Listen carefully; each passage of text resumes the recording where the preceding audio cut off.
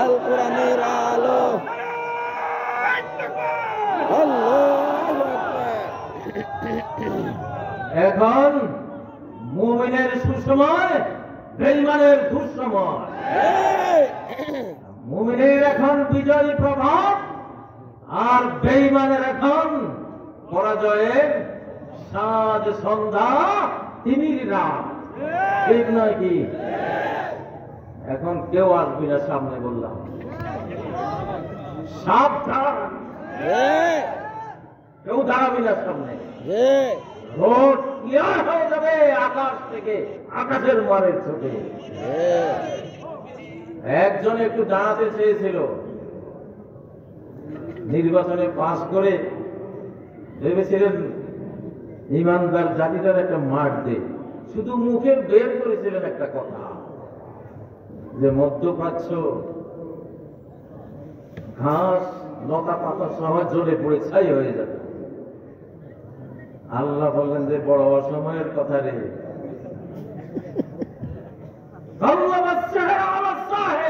কিছু black magic আছে, এগুলি করলে আমরা যে ম্যাজিকটা করে তার উপরে ছড়ে মারি।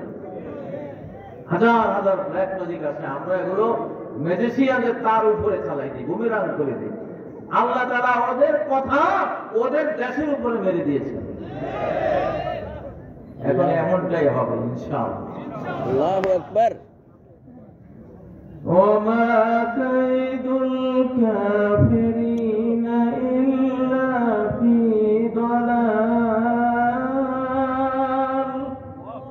বেঈমানদের সমস্ত ষড়যন্ত্র চক্রান্ত এখন ব্যর্থতায় পর্যবসিত হবে। এখন আমাদের কত যে আধার পর্দা ফারায় ভোর হলো জানি না, তা নারঙ্গি বনে কাঁপছে সবুজ পাতা। এখন বাংলাদেশের সবুজ পাতাগুলোর মধ্যে থর থর কাঁপনি, যুবকদের মধ্যে কাঁপনি, একটা কিছু করবই। সারা পৃথিবীর মধ্যে বাংলাদেশ এখন যুব শক্তি, যুবকের সংখ্যা 1 নাম্বার। 1 নাম্বার। এত যুবক, এত কারো চুলের সমাহার পৃথিবীর কোন দেশেই এখন কোন সমাবেশে নাই। আল্লাহ তাআলা এই জন্যই বাংলাদেশ দিয়ে গোটা বিশ্বকে এখন কোরআনের ছায়ায় নিয়ে আসার একটা সিদ্ধান্ত আল্লাহর আছে। ইনশাআল্লাহ আমরা এটা বিশ্বাস করি, আমরা এটা মনে করি। প্রিয় ভাইরা, একটা দলে, কোন গোষ্ঠী পতনের কিছু সিম্বল আছে, আলামত আছে। ওই আলামতটা দেখলে বুঝবেন যে এটা এখন শেষের দিকে যাচ্ছে। যেমন করোনা ভাইরাস ধরেছে কিনা, জিহ্বায় স্বাদ নাই, নাকে ঘ্রাণ শক্তি নেই, এইটারে ধরছে। ঠিক না? আলামত দেখে বোঝা যায় না। বাংলাদেশে রাজনৈতিক দলগুলোরে করোনা ভাইরাস টাইপের ধ্বংসাত্মক কোন ভাইরাসে ধরেছে কিনা, এইটা বোঝার একটা জিনিস আছে, আলামত আছে, সিম্বল আছে। সেটা হলো কোন দল আলিম ওলামার বিরুদ্ধে বক্তব্য দেওয়া শুরু করেছে কিনা। যদি শুরু করেছে তো মনে করবেন যে শেষ, করোনা ভাইরাসে ধরছে।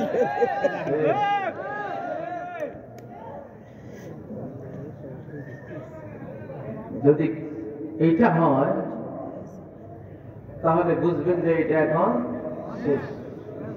আমি আশা করব বাংলাদেশের কোন দল, উপদল, ছোট দল, বড় দল, কেউই এই সর্বনাশা ধ্বংসাত্মক এই ভাইরাসটা নিজের দলের ভিতরে রাখবেন না।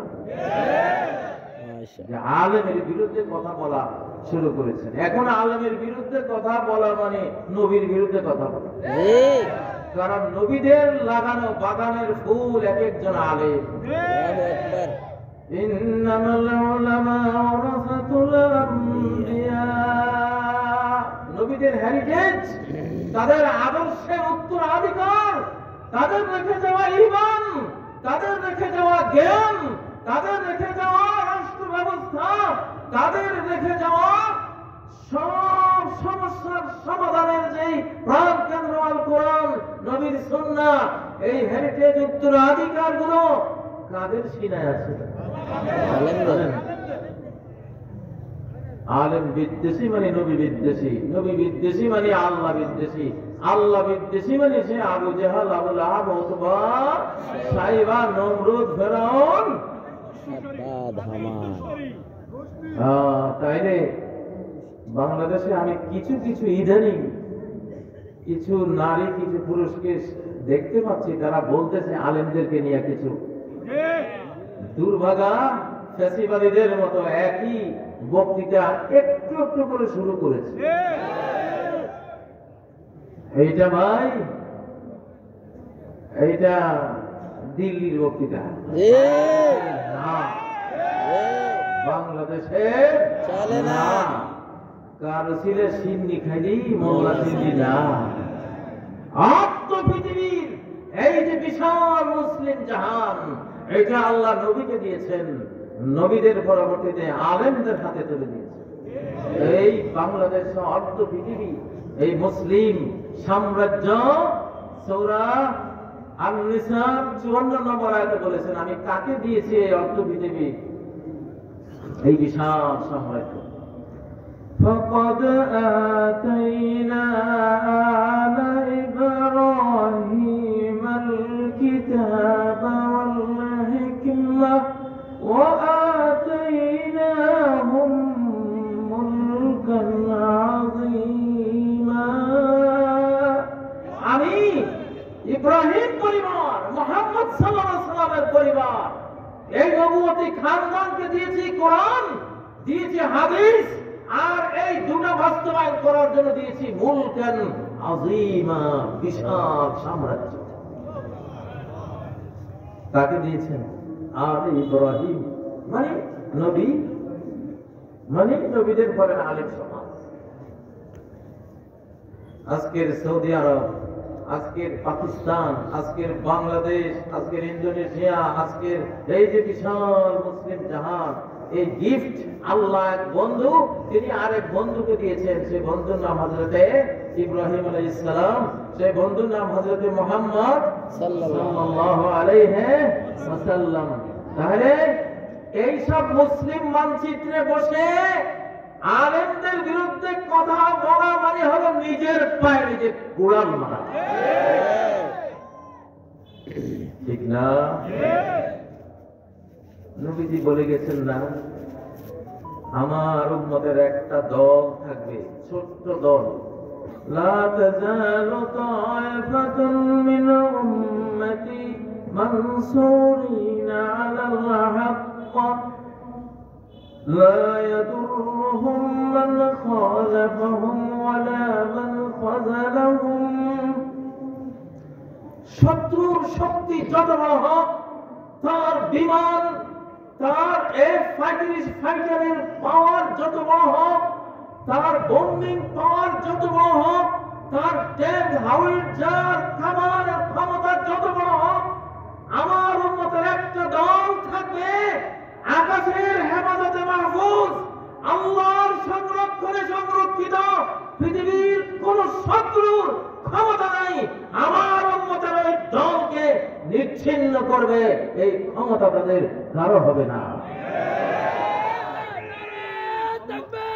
আল্লাহু আকবার, আল্লাহু আকবার, নারে তাকবীর, আল কোরআনের আলো, সংসদে জালো, সংসদে জালো, আল কোরআনের আলো, ইসলামের শত্রুরা হুঁশিয়ার সাবধান, হুঁশিয়ার সাবধান, ইসলামের শত্রুরা, নারে তাকবীর, আল্লাহু আকবার।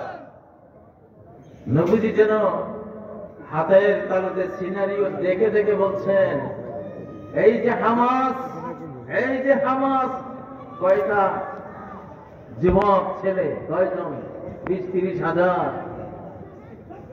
গোটা বিশ্ব শক্তির সমস্ত আক্রমণের যত উইপন্স, যত সর্বাধুনিক মারণাস্ত্র আছে, নাগাসাকি হিরোশিমার অ্যাটম বোমের চেয়েও কয়েক গুণ বেশি বোম্বিং এখানে করা হয়েছে।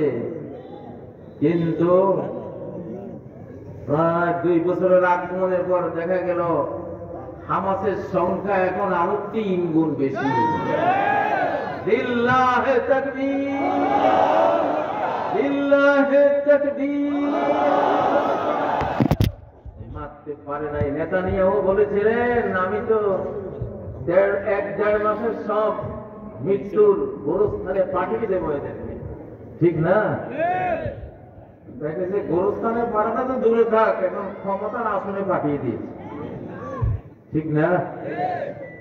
ইউসুফ আলাইহিস সালামের মতো কূপের তলায় পাঠিয়ে দিয়ে পরে ওখান থেকে গিয়ে মন্ত্রীর আসনে তুলে দিয়েছে। তাহলে নবী মুহাম্মদ সাল্লাল্লাহু আলাইহি সাল্লাম যে সংবাদ পরিবেশন করে গিয়েছেন, অহম বেবাইতুল মাকদিস ওয়া তুনা বেবাইতুল মাকদিস, আমার উম্মতের ওই অপরাধেয় আমার উম্মতের ছোট্ট দলটা তারা মূলত থাকবে মসজিদে আকসা, বাইতুল মুকাদ্দাস এর আশেপাশে। হাদিসটা সত্য হয়েছে কিনা? এখন যদি দুশ্মন মনে করে এর চেয়ে 1000 গুণ বেশি শক্তির অস্ত্র এনে মারবো, কাজ হবে? আরে ভাই, যে বোমা মারো সে বোমাও তো মৌলবাদী। নমরুদে বোমাতে কি আছে? আগুন আছে, এই তো। তো এই আগুনের মধ্যে নমরুদে ফেলছিল না একজনকে, দেখা গেছে আগুন নিজে মৌলবাদী।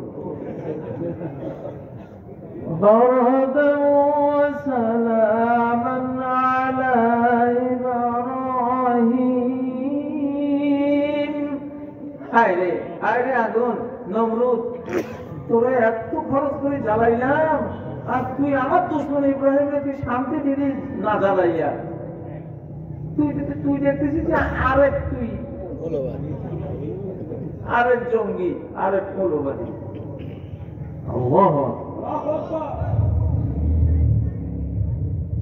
এই মহাবিশ্বের সবকিছুই মৌলবাদী। সাগর যদি মৌলবাদী না হইতো তাহলে সাগর মুসা আলাইহিস সালামের পার করে দেয়, আর ফেরাউন এইভাবে মারে কেমন? সাগর কত বড় মৌলবাদী! মৌলবাদী মারবা কেমনে রে ভাই? মারার যেটা দিয়ে মারবা দেখো ওইটাও মৌলবাদী। গুলি করবা, গুলি হয় এই পাশ দিয়ে যাবে না, ওই পাশ দিয়ে যাবে না, পাবি ডাকি দেবো। অনেক সময় ব্যাগ ধরে চলে গেছে, মনে নাই। কত অলৌকিক ঘটনা ঘটে। মুমিন আর কাফেরের লড়াইয়ের মধ্যে কখনো জয় পরাজয় অস্ত্র দিয়ে হবে না, কখনো না। এখানে বড় হাতিয়ার, অপরাজয় উইপন্স, যেটাকে কেউ হারাতে পারে না এই পর্যন্ত, সেই হাতিয়ারের নাম হলো ঈমান। আল্লাহু আকবার। ওয়া আনতুমুল আ'লাউনা ইন কুনতুম মুমিনিন।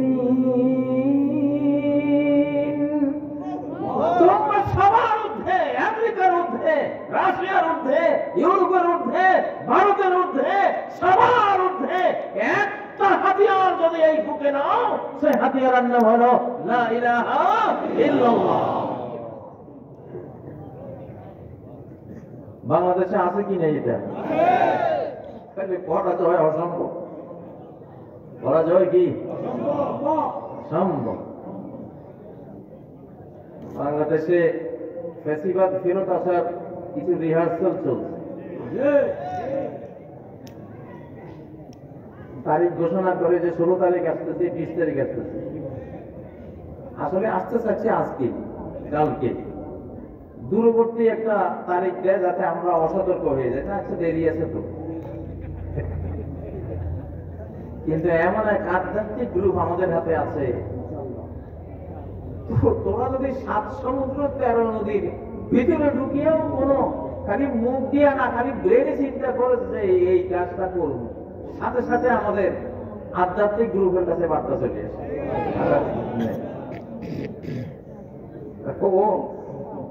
ও ঘোষণার আগে আমরা জানি যে তুই এইটা এইটা এইটা তুই ভাবতে হবে না, পারবি না ইনশাআল্লাহ। শাহজালাল একটা জেলে গান বানাইছিলাম,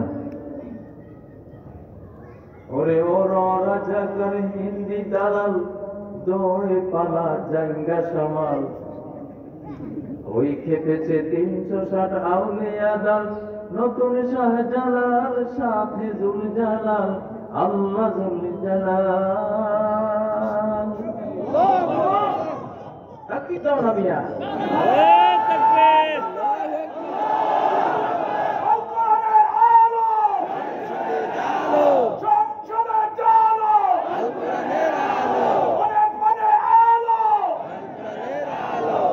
ভাই আমার একটা কাজীর দরবার আছে, কাজীর দরবার ঘোষণা দিয়েছিল।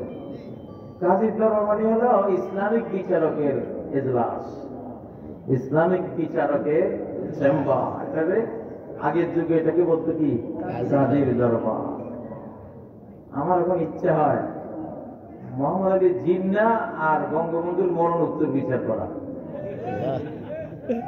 এরা কেন কোরআনের কথা বলে, মোহাম্মদ আলী জিন্নাহ কোরআনের কথা বলে এই মানচিত্র অর্জন করে কদরের রাত 27 রমজান এই মানচিত্র ঘোষিত হয়েছে 47-এর 14 আগস্ট। দিনটা রাতটা ছিল কদরের রাত।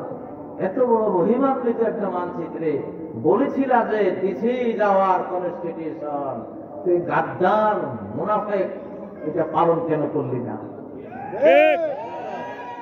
আপনারা একটা মামলা করেন তো দেখি, আমি বিচার করবো মোহাম্মদ আলী জিন্নাহ মরণোত্তর বিচার। তুমি কেন এই কোরআন দিয়া শাসন করবে বলে সেই ওয়াদা রব্বুল আলামিনের সাথে তুমি খেলাপ করেছো?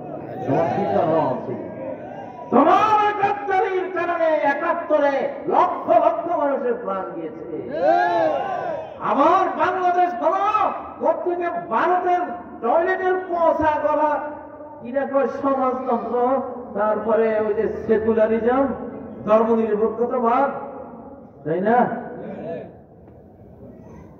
এগুলি এনে আমাদের জাতির উপরে ফেলে 53 বছর আমরা মরেছি, খুন হয়েছি, ফাঁসিতে ঝুলেছি, দেশান্তরিত হয়েছি, কারারুদ্ধ হয়েছি, গুম হয়েছি, লাঞ্ছিত হয়েছি।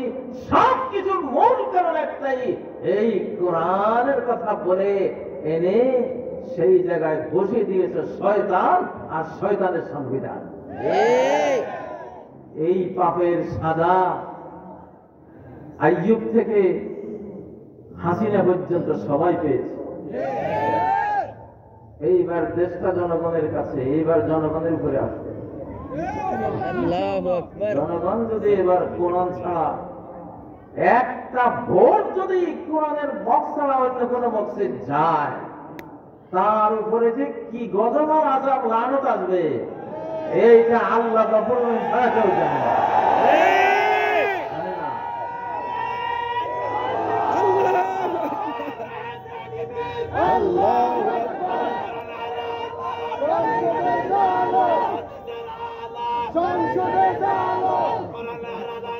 গড়তে হবে সমাজকে আর কোরআনের আলোকে।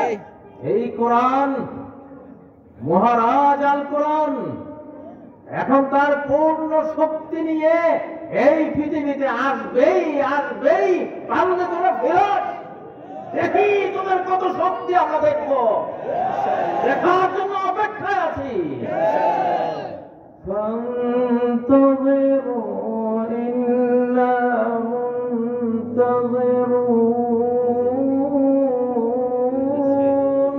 তোরা অপেক্ষার প্রহরগণ, আমরাও বলছি, আমরা দেখবো এইবার আলেমের বিরুদ্ধে কে দাস, কোরআনের বিরুদ্ধে কে কথা বলার সাহস দেখাস। তার পরিণতিটা দেখার একটা শখ আছে, আগ্রহ আছে আমাদের। আমরা দেখে নেব ইনশাআল্লাহ।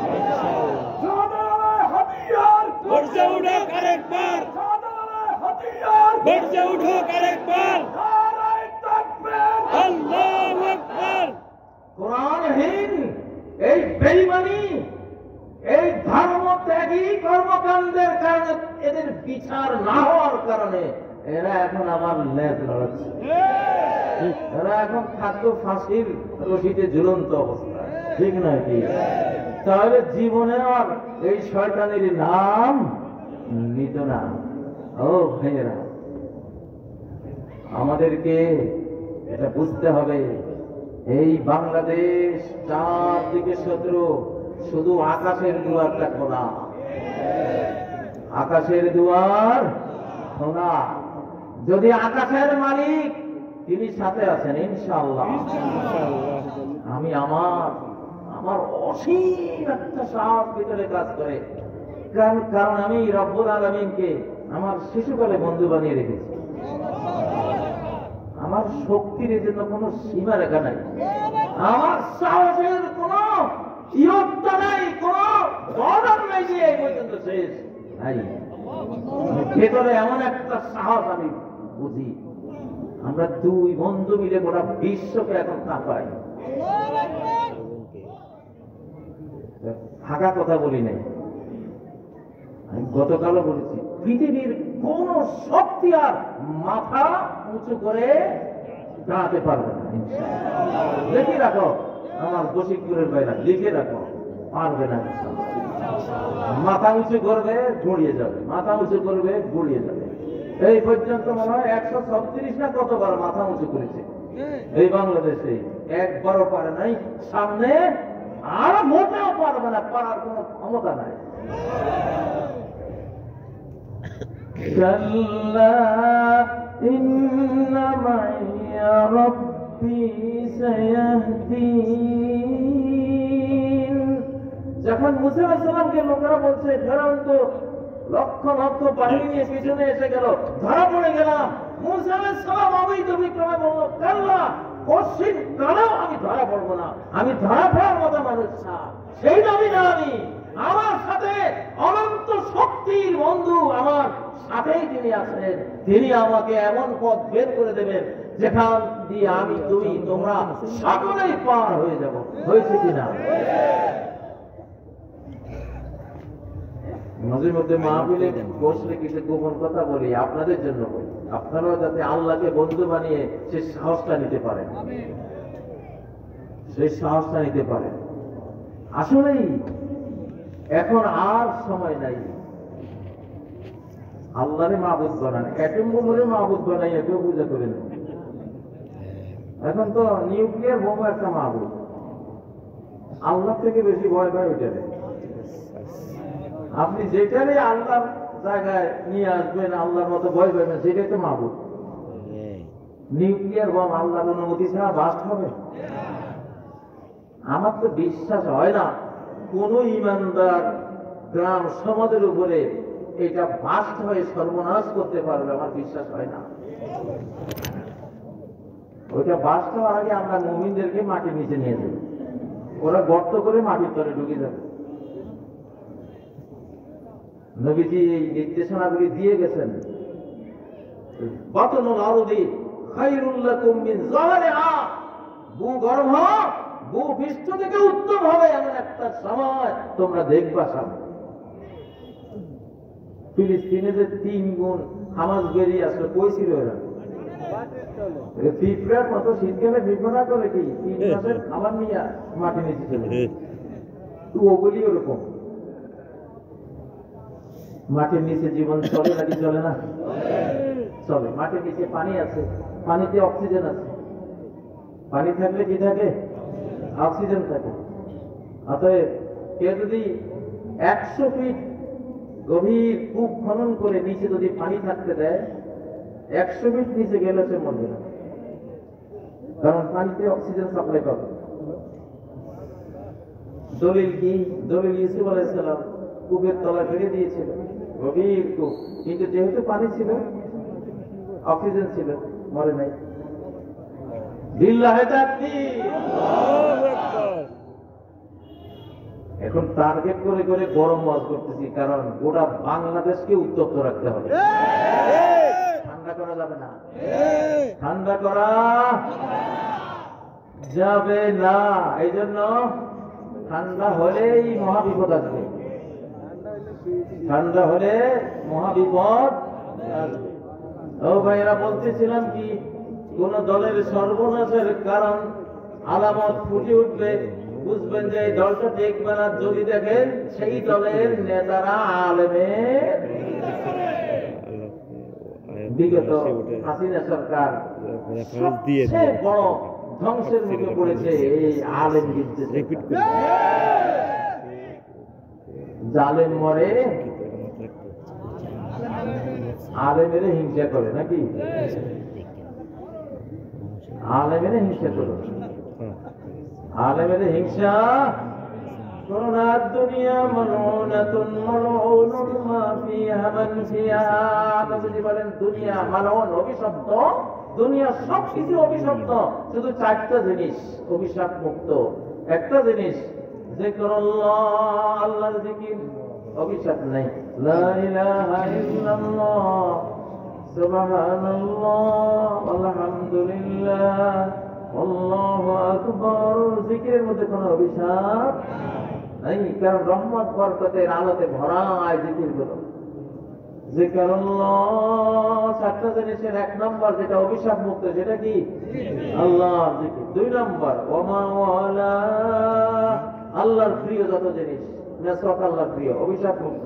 মসজিদ আল্লাহর প্রিয়, অভিশাপ মুক্ত। হিজাব আল্লাহর প্রিয়, অভিশাপ ক্ষতিমুক্ত। ঠিক নাকি? গাড়ি আল্লাহর প্রিয়, ক্ষতিমুক্ত, অভিশাপ মুক্ত। আল্লাহর প্রিয় জিনিসগুলিতে অভিশাপ নাই। আর কটা রয়েছে? সেই দুইটা হলো আলেমের সাথে জড়ানো। এই পৃথিবীর আর সেই দুইটা জিনিস অভিশাপ মুক্ত হাজার ও কোটি জিনিসের মধ্যে সেই দুইটা জিনিস হলো আলেম আর আলেমের ছাত্র। আল্লাহু আকবার। আজকে সারা বাংলাদেশের 95% জন মুসলমান আলেমদের ছাত্র এই মাহফিলে। আল্লাহু আকবার। যারা মাহফিলকে ভালোবাসে, মাহফিলে বসে শুনে, তারা অভিশাপ মুক্ত। আর যারা মাহফিলের বিরুদ্ধে কথা বলে, অনেকের জ্বলতেছে, কয় যে দেশটারে কি বানাই ফেলাইবে, তালেবান বানাই ফেলাইছে রে, দেশটারে তালেবান বানাই ফেলাইছে। আরে বাবারে, তালেবানে তো হয়েছে, তালেবানে তো বাঁচাইছে। তালেবান মানে ছাত্র, তো করে বাঁচাইছে কে? তালেবান মানে কি? ছাত্র। যারা উদ্ধার করেছে মরাজ জাত, হ্যাঁ, তারা, তাদের নাম কি? ছাত্র, সমন্বয়। তালেবান হলো আরবি ফার্সি, আর ছাত্র হলো বাংলা। টিচার মানে শিক্ষক, শিক্ষক মানে কি? টিচার। জিনিস এক না দুই, তালেবান মানে বলে এমন গাদার গাদা। তালেবান মানে যে ছাত্র, স্টুডেন্ট, এটাও বুঝে।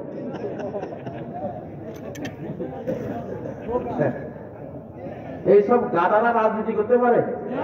হ্যাঁ, রাজনীতি, রাজনীতি করবো আমরা এখন। গোটা বিশ্বটা চালাই আছি, গোটা বিশ্বের অর্ধেক আগে খাইছি, এখন বাকি অর্ধেক খাবো ইনশাআল্লাহ। লিইয়ুযহিরাহু আলাদ-দীনি কুল্লিহি, সমস্ত দিন ধর্মের উপরে এখন বিজয়ী হয়ে যাবে, শক্তিমান হয়ে যাবে, উঠে উঠে আসবে এই দ্বীন, এই ইসলাম।